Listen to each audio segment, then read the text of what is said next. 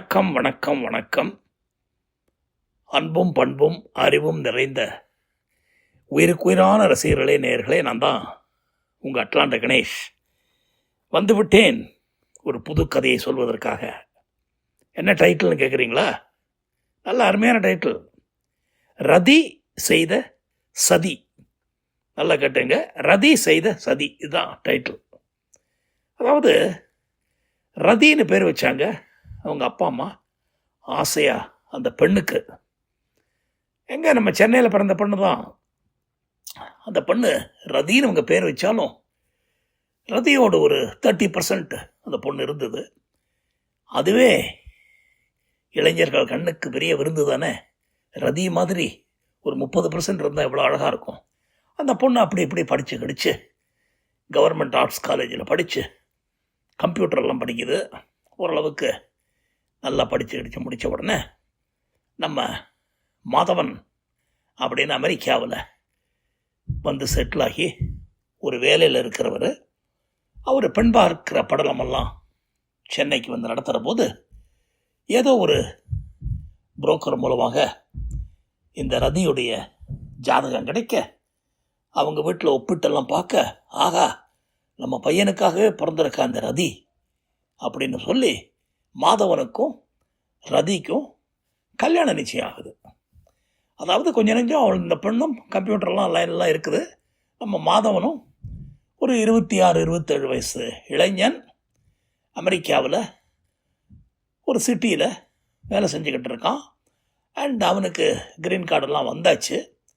அவன் இந்த பெண்ணுடைய ஜாதகம் பிரமாதமாக பொருந்ததுரா, உன் லைஃப் ரொம்ப ஹாப்பியாக இருக்கும், ரதியை விட்டுறாதரா, மற்ற பொண்கள்லாம் பயங்கரமாக சதிகள் செய்யும், இந்த பொண்ணு ரதி ரொம்ப சமத்து குழந்த, அண்டு அப்பா அம்மா அண்ணன் தம்பி அவங்க தங்கச்சி எல்லாரும் நல்ல ஃபேமிலியில் இருந்து அப்படின்னு சொல்லி புரோக்கர் திரும்பி 4 தடவை சொல்ல, மாதவனுடைய அம்மா அப்பாவும் நம்ப அந்த ஜாதகத்தை எந்த ஜோசியர்கிட்ட கொடுத்தாங்களோ 10 பொருத்தமும் அமோகமாக இருக்குது, 11, 12, 13 பொருத்தம் சூப்பர்னு ஒரே படம் போட்டார் ஜோசியர். கையில் ஒரு 500 ரூபாயை வாங்கிக்கிட்டு. இது நடந்தது கிட்டத்தட்ட ஒரு 10-15 வருஷம் முன்னாடி விஷயங்க. ஸோ அந்த கல்யாணம் ஜெகஜோதியாக சாதாரண ஒரு சத்திரத்தில் நல்லா நடந்துடுச்சு. மாதவனுக்கும் ரொம்ப சந்தோஷம். அண்டு முதல் இரவில் ரதி கிட்ட நெருங்கின போது, ரதி ஏங்க எனக்கு ரொம்ப டயர்டாக இருக்குங்க அப்படின்னு சொல்ல, உனக்குமா?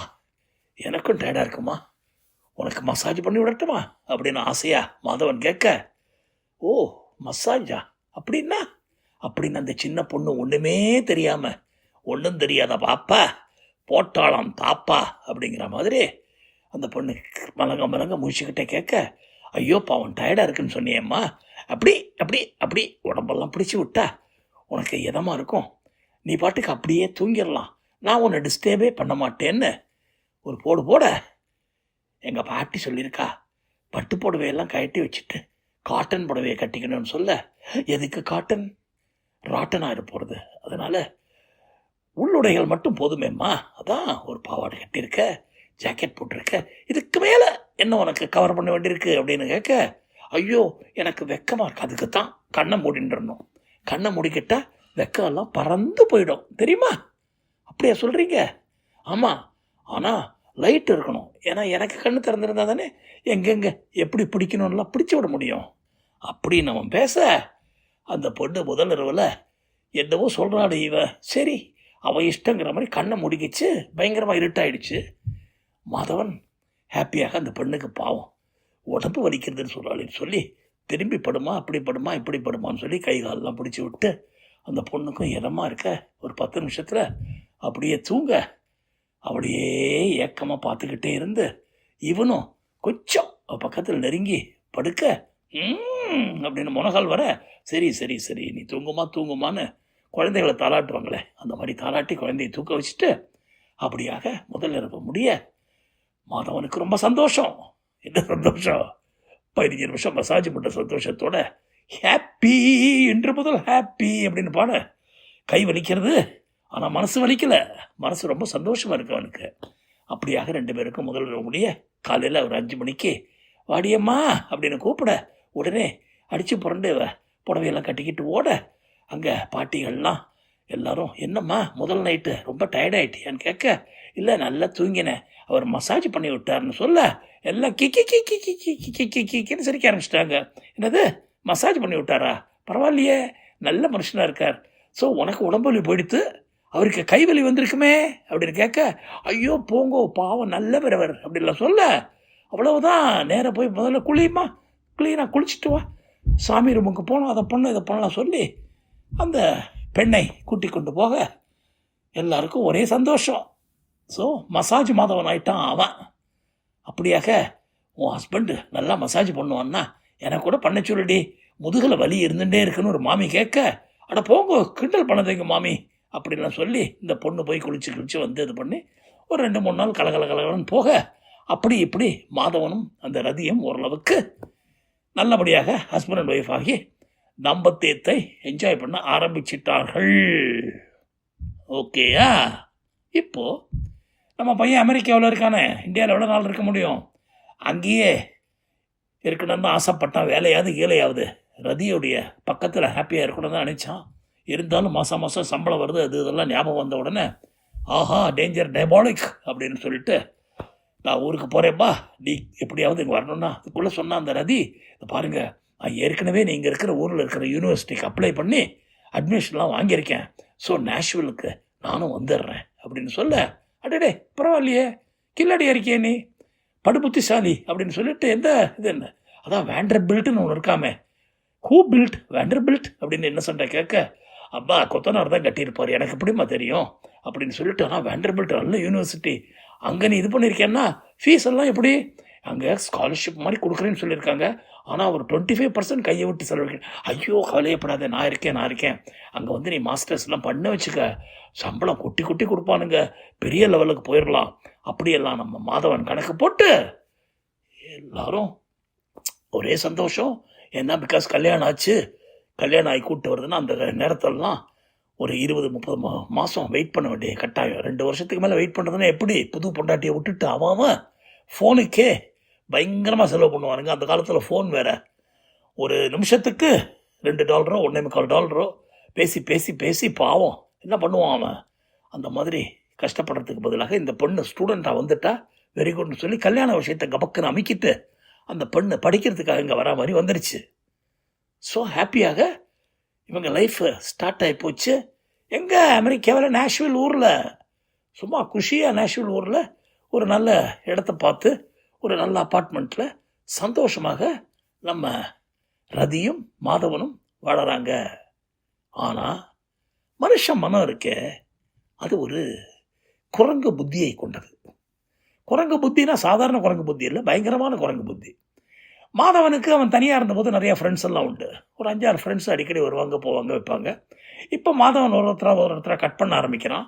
பட் அதில் ஒரு ஃப்ரெண்டு விடவே மாட்டேங்கிறான். என்னப்பா திடீர்னு கட் பண்ணி விடுற, என்ன இந்த ஜானகி ராமனை பார்த்தா அவனுக்கு பிடிக்கலையா? அப்போ ஜானகின்னு உயிராக இருப்ப, அதுவும் பொம்பளை பேராக இருக்கேடா வந்து அப்படின்லாம் சொல்லுவேன். அண்டு இப்போ திடீர்னு கட் பண்ணி விடுற, கல்யாணம் ஆகி பொண்டாட்டி வந்த உடனேன்னு சொல்லிட்டு பொண்டாட்டியை கூப்பிட்டு, ரதி இவன் இந்த பைய செய்கிற சதியை பார்த்தியா, ஏன் இப்படிலாம் பண்ணுறான் இவன், உன் ஹஸ்பண்ட் வந்து ரொம்ப செல்ஃபிஷ் ஃபெலோ அப்படிலாம் சொல்லி, ஐயோ பாவம் நல்ல வரச்சி அவர் அப்படிலாம் சொல்ல, no no no no it's very selfish and narrow minded, எங்கள் வீட்டெல்லாம் ரொம்ப இதாக இருப்போம், நாங்கள்லாம் இங்கே தான் படுத்துன்னு கிடப்போம், பேசுவோம் எல்லாம் பண்ணுவோம், அண்டு ஜாலியாக சீட்டோடுவோம் எல்லாம் பண்ணுவோம், சமயத்தில் வீக்கெண்டெல்லாம் ட்ரிங்க்கு கூட சாப்பிடுவோம், அப்படிலாம் பண்ணுற போது இவன் வந்து இப்போ என்னை கட் பண்ணி விட்றாம்மான்னு சொல்ல, சிச்சி அப்படிலாம் பண்ண மாட்டார் அவர், பாரு நானும் பேச்சுலராக இருக்கேன், எனக்கு யார் சாப்பாடு போடுவாங்க, வீட்டு சாப்பாடு ஓடனா சாம்பார் ரசம்லாம் வேண்டாமா, ஐயோ நான் இப்போ தான் அதெல்லாம் கற்றுக்கிட்டு இருக்கேன், கொஞ்சம் எக்ஸ்ட்ரா பண்ணு நானும் சாப்பிட்றேன்னு சொல்லி அந்த வீட்டில் ஒரு மெம்பர் மாதிரி ஆகிட்டான். அவங்க பல நாள் அந்த வீட்லேயே தங்க ஆரம்பிச்சிட்டான். ஏன்னா 2 ரூம் இருக்குது, அந்த ரூமில் அவங்க இருப்பாங்க கப்பல், இவன் தனி ரூமில் இருப்பான், அது பண்ணுவான். அப்படி இப்படி ரொம்ப நெருக்கமாயிட்டான் ரதியோட. ரதி ரொம்ப அன்பாக தான் இருந்தா கணவனோட தரலாம். பட் இருந்தாலும் மனமுறை குரங்கு இவன் மேலேயும் ஒரு சின்ன அட்ராக்ஷன் அவனுக்கு வர, இவன் அப்படி இப்படி அவளை சோப் போட்டு அதை போட்டு இதை போட்டு மனசை கலைச்சி அதெல்லாம் பண்ணிங்கன்னு, ஏய் என்ன லைஃப் இது, போர் அடிக்கிற லைஃப், நான் பாரு உனக்கு சொர்க்கத்தையே காட்டுறேன், எங்கூட வந்துருன்னு சொல்ல, இந்த மாதவனுக்கு தெரியாமல் ஜானகிராமனும் ரதியும் எங்கேயோ ஓடி போயிட்டாங்க. சொல்லாம கொள்ளாம இங்க தான் ரதி செய்த சதி வருது பாருங்க வெளியில. அந்த ரதி இப்படிப்பட்ட ஒரு பெரிய சதியை பண்ணி ஜானகி ராவனோட சர்றன்னு எங்கேயோ பறந்துட்டா. எங்க பறந்தா, ஏன் பறந்தா, எப்படி பறந்தாங்கிறதெல்லாம் தனி கதை. ஆனா அவங்க 2 பேரும் இந்த விஷயம் யாருக்கும் தெரியக்கூடாதுன்னு அலாஸ்காவுக்கு போய் செட்டில் ஆயிட்டாங்க. அலாஸ்காங்கிறது கிட்டத்தட்ட ரஷ்யாவிலிருந்து பார்டருக்கு 100 மைல் தான். அப்படிப்பட்ட அலாஸ்கா இயற்கை வளம் கொழிக்கும் இடம். அந்த பெண்ணுக்கு ரொம்ப பிடிக்கும். யாருக்கு? ரதிக்கு. இயற்கை வளமெல்லாம், காடு, மலை, அது இதெல்லாம் பிரமாதமாக இருக்கும். ஜானகிராம, உனக்கு பிடிச்ச ஊருக்கு கூப்பிட்டு வந்திருக்கேன் பார்.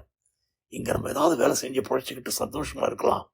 நீ போய் இந்த மாதவங்கிட்ட மாட்டிக்கிட்டு, சே அவன் ஒரு போர் ஃபெலோ, எனக்கே அவன் ஃப்ரெண்ட்ஷிப் அறுத்து போயிடுச்சு. உனக்கு கல்யாணம் ஆகி நீ வந்தவொடனே உன் முகத்தை பார்த்தேன். சே இப்படி ஒரு அழகான பெண், ரதின்னு வேறு பேர் வச்சிருக்க, உனக்கு இப்படிப்பட்ட ஒரு புருஷனான மனசு ரொம்ப ஆடிப்போச்சு. அதனால தான் இந்த 6 மாதமாக உனக்கு காவல்கார மாதிரி அந்த வீட்டிலேயே இருந்து அவனுடைய பிஹேவியர்லாம் உனக்கு எவ்வளோ தூரம் ஒத்து போகுதுன்னு பார்த்துட்டு, அப்புறம் நீயும் என் மேலே கொஞ்சம் இன்ட்ரெஸ்ட் காமிச்ச உடனே தான் எனக்கு நம்பிக்கை வந்தது. எனக்கு வாழ்க்கையில் ஒரு பெரிய ஒளி பிறந்திருக்கு அப்படி இப்படின்னு சொல்லி ஒரு பாட்டிலை ஓப்பன் பண்ணி ஃபுல் பாட்டில் அடிக்கிறான். அடித்து முடிச்சிடுறதே, நீ கூட வந்ததுக்கு நான் வந்து ரொம்ப தேங்க்ஸ் சொல்லணும்னு புதுக்கட்டி காலில் விழுந்து சாஷ்டாங்கமாக நமஸ்காரம் பண்ண.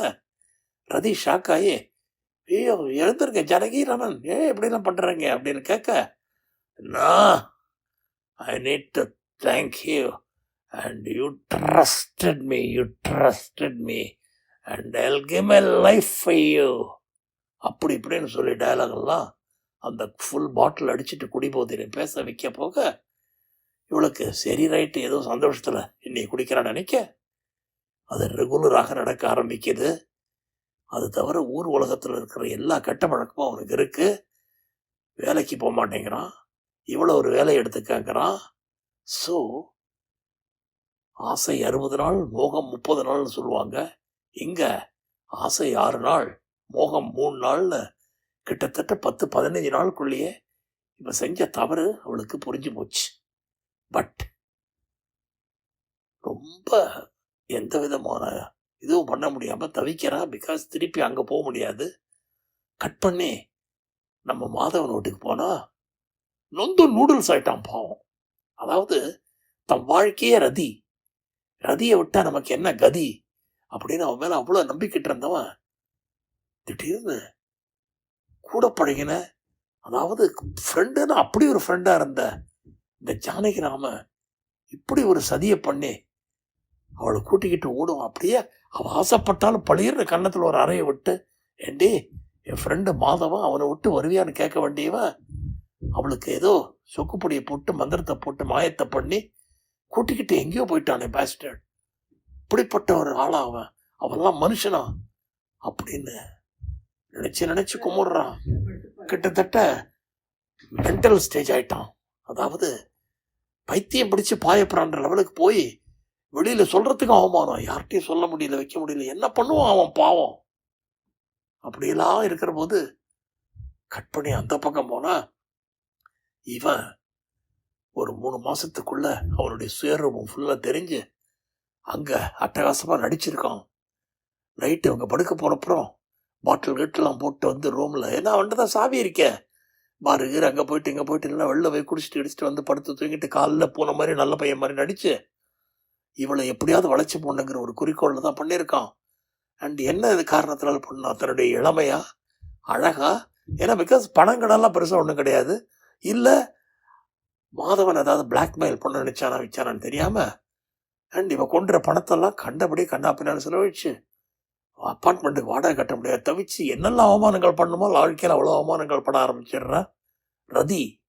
அவள் செய்த சதிக்கு சரியான தண்டனையை கொடுத்தான் கடவுள். ஆனால் இங்கே ஒரு நல்லவன் பாவம் மாதவன் தவிச்சுக்கிட்டு கிடக்கான். ஐயோ என் வாழ்க்கை இப்படி ஆயிப்போச்சேன்னு. ஆனால் சும்மா இருந்தானா ஒரு 7-8 மாதம் இந்த மாதிரி அவஸ்தைப்பட்டு கஷ்டப்பட்டு கடைசியில் உள்ள வீட்டுக்கு போய் யார்கிட்டைக்கு வெளில சொல்லாதீங்க இந்த மாதிரி ஆயிப்போச்சுன்னு சொல்ல அவங்கெல்லாம் ஷாக்கு. அப்பாவும் அம்மாவும் இதை வெளியில் பவுச்சு விடாம இன்னொரு பொண்ணு எங்க நம்ம திருச்செந்தூர் பக்கத்துல ஒரு குருக்களோட பொண்ணை கல்யாணம் பண்ணி கொடுத்துட்டாங்க. எப்படியாவது 2 கல்யாணமா பண்ணி கொடுத்து அவனை அந்த பொண்ணை அமெரிக்காவுக்கு இந்த பொண்ணோட அனுப்பிச்சு விட, அந்த பொண்ணு வந்து இங்க இருக்க இப்போ ஒரே தப்ப 2வது தடவை பண்ணிட்டு இந்த பொண்ணு எல்லாத்துக்கும் மலங்க முழிக்கிற போது மாதவருக்கு தள்ள அடிச்சுக்கிறான். ஐயோ, ஸ்மார்ட்டா இருந்தவ யாரோடய ஓடி போயிட்டா, இப்படி மலங்க முழிக்கிறது இதுவாது நல்லவாளா பொண்ணா இருக்கும்னு நினைச்சு, சரி நமக்கு கொடுத்து வச்சது இப்படித்தான் அப்படின்னு அந்த பொண்ணும் நமக்கு கொடுத்து வச்சு கொஞ்ச நாள் அமெரிக்காவுக்கு வருது. அமெரிக்காவில எல்லாம் பழகிறாங்க, வைக்கிறாங்க, போகிறாங்க. அண்டு ஒய்ஃப் போயிட்டாங்கங்கிறது, ஓடி போயிட்டாங்கிறது வெளியே தெரிய, இருந்தாலும் எல்லாருக்கும் ஒரு சிம்பத்தி. ஐயோ பாவம், நம்ம மாதவனுக்கு இப்படி நடந்திருக்கக்கூடாது, நடந்துருச்சு அப்படின்னு இந்த பொண்ணுக்கு எல்லாம் ஓகே, நல்ல பொண்ணாக கொண்டு வரணும் இந்த பொண்ணு. பாவம், இந்த பொண்ணெல்லாம் வெறும் எஸ்எஸ்எல்சி படித்த பொண்ணும் 4th வார்டு படித்த பொண்ணு தான். பாவம், அமெரிக்காவே புது லைஃபு. பட் இருந்தாலும் அது இங்கே கோப்ப பண்ணுறதுக்கெல்லாம் எப்படியோ ட்ரை பண்ணி எல்லாம் பண்ணுது, வைக்கிது, போகுது. அண்டு ஒரு ஸ்டேஜில் மாதவனுக்கு புரிஞ்சு போகுது இதெல்லாம் சரிப்படாது, வைக்காதுன்னு. ஸோ என்ன பண்ணுறதுன்னு தெரியாமல் வாழ்க்கை சரி நமக்கு கொடுத்து வச்சது இவ்வளவுதான் அப்படின்னு சொல்லி அந்த கவலையிலேயே 2-3 குழந்தைகளை பெற்றுட்டான். 2-3 குழந்தைகளை பெற்றுட்டு குழந்தைகளை பார்த்துக்கிட்டு சந்தோஷம். மற்றபடி வெளியே வாசலில் போய் வேலையை பார்த்து அதெல்லாம் வைக்கிறப்பெல்லாம் பண்ணுற போது பாவம் அங்கே அவஸ்தப்பட்டுக்கிட்டு கிடக்கிற ரதி திரும்பி வர முடியாமல் தவிச்சு, இவன் இன்னும் இங்கே தான் இருக்கான்னு வைக்கிறேன்னா நைஸாக விசாரித்து பார்க்குற போது கிட்டத்தட்ட ஒரு 60-65 வயது ரதிக்காக, இவனுக்கு பாவம் 75 வயசு. யாருக்கு? நம்ம மாதவனுக்கு திடீர்னு ஒரு நாள் ஹார்ட் அட்டாக்கில் போக, அவ்வளவுதான். அந்த ஒய்ஃப் பாவம் புதுசாக வந்தவ, சின்ன ஊர் திருச்செந்தூர் பக்கத்துலேருந்து வந்தவளுக்கு என்ன பண்ணுறது ஏன் தெரியல. ஃப்ரெண்ட்ஸ் எல்லாம் ஹெல்ப் பண்ணி எல்லாம் பண்ணிவிட்டு எனக்கு இந்த ஊரே வேண்டாம், நான் திருப்பி எங்கள் ஊர் திருச்செந்தூர் முருகன்கிட்ட போய் சரணடைஞ்சிடுறேன், அங்கே தான் எங்கள் சொந்த பந்தங்கள்லாம் இருக்குது, எனக்கு கொண்டு வாழ்க்கை கொடுத்து திரும்பி கிட்டத்தட்ட ஒரு 20-25 வருஷம் இங்கே இருந்துட்டு திருப்பி போகிறேன்னு சொல்ல, எல்லாரும் என்ன பண்ணுவாங்க, அவளுக்கு முடிஞ்ச ஹெல்ப் எல்லாம் பண்ணி அக்கௌண்ட்லாம் பார்த்து இருக்கிற பணத்தெல்லாம் இது பண்ணி வச்சு போய் அனுப்ப, எங்கள் வீடு இப்போ ரதி இந்த வீட்டுக்கு வந்து நிற்கிறா. என் கணவன் போயிட்டா, எனக்கும் அதில் ஒரு பங்கு இருக்குங்கிறான். அவ்வளவுதான். ஏஆர் ரஹ்மான், இளையராஜா எல்லாம் மியூசிக்கை சேர்த்து போடுறாங்க. ஓடி போகிற பொண்டாட்டிக்கு பங்கு உண்டா கிடையாதா? இது ஒரு கோர்ட்டு கேஸ் ஆகி பயங்கரமாக டிவி எல்லாம் போட்டு இந்த பெண்ணுக்கு முடிவு காலம் வேணும்னு சொல்லிட்டு பல பேர் சொல்ல, ஆமாம் ஏதோ ஒரு மொமெண்ட்ரி இதில் சின்ன வயசில் தப்பு பண்ணிட்டா, இப்போ அதுக்காக வேண்டி அவளை பழிவாங்க முடியுமா? எப்படியும் ஹஸ்பண்டோட இதில் அவளுக்கு ஷேர் இருக்கு, பாதி கொடுக்கணும்னு சொல்ல, திடீர்னு இருந்த படத்தில் பாதியை இவளுக்கு கொடுக்க வேண்டிய நிர்பந்தம் வர, அந்த திருச்செந்தூர் பொண்ணு பாவம் எல்லாத்தையும் அவளுக்கே கொடுத்துருங்க, எனக்கு ஒன்றும் வேண்டாம், நான் பாட்டுக்கு கிருஷ்ணா ராமான்னு முருகன் சன்னதியில் பொழுத கழிச்சிருவேன்னு சொல்ல, இருக்கிற ஜட்ஜே மிரண்டு போய் சீச்சி அதெல்லாம் தப்பு, 50% உனக்கு 50% அவளுக்கு தீர்ப்பு கொடுக்க. பாருங்க, வாழ்க்கையில் நடக்கும் வினோதங்கள் அந்த கடவுளுக்கு மட்டும்தான் தெரியும், மனிதர்களால் எதையுமே புரிஞ்சிக்க முடியாது. ரதி செய்த சதிக்கு அவளுக்கு அவனோட சொத்துல பாதி கிடைக்குது. இந்த பெண்ணு பாவம் அப்பாவி பெண்ணுக்கு இருக்கிறதையும் வேண்டான்னு சொல்றா, இருந்தாலும் ஃபோர்ஸ் பண்ணி பாதியை கொடுத்து சந்தோஷமாக அவளை ஊருக்கு அனுப்பிச்சு வைக்கிறாங்க. கதை மற்றும் அடுத்த கதையில் சந்திப்போம். உங்கள் அட்லாண்டா கணேஷ்.